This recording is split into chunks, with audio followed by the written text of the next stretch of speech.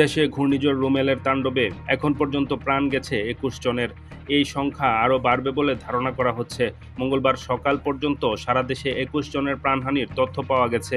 এর মধ্যে ঢাকায় ৪, ভোলায় ৩, বরিশালে ৩, পটুয়াখালীতে ৩, চট্টগ্রামে ২, খুলনা, সাতক্ষীরা, লালমনিরহাট, বরগুনা, কুষ্টিয়া ও কুমিল্লায় একজন করে মোট ২১ জনের মৃত্যুর খবর পাওয়া গেছে। ঘূর্ণিঝড় রুমেলের তাণ্ডবে উপকূলীয় নিম্নাঞ্চল গ্রাম প্লাবিত, সেই সাথে বিদ্যুৎ বিচ্ছিন্ন প্রায় ৪০ লাখ গ্রাহক।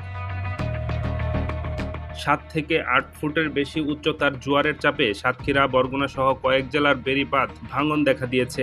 ইন্টারনেট সংযোগের বাইরে কয়েক লাখ মানুষ। মোট ১৯টি জেলায় ক্ষতিগ্রস্ত হয়েছে। ক্ষতিগ্রস্ত উপজেলার সংখ্যা ১০৭টি।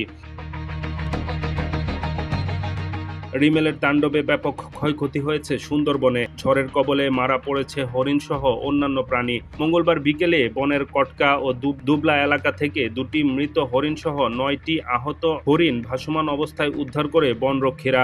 এছাড়া রিমেলের তাণ্ডবে বনের অভ্যন্তরে ২৫টি টহল ফাঁড়ি ক্ষতিগ্রস্ত হয়েছে। লবণ পানি ঢুকে নষ্ট হয়েছে অন্তত ৮০টি মিষ্টি পানির পুকুর।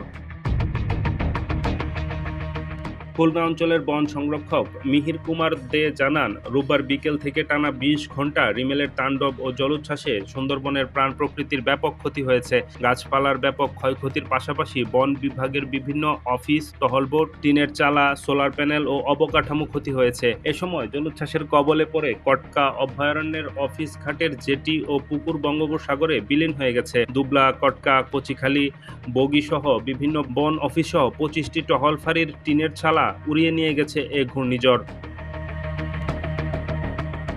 সুন্দরবনের অভ্যন্তরে মিঠাপানির পুকুরগুলোও জলোচ্ছ্বাসের নোনা পানিতে তলিয়ে গেছে।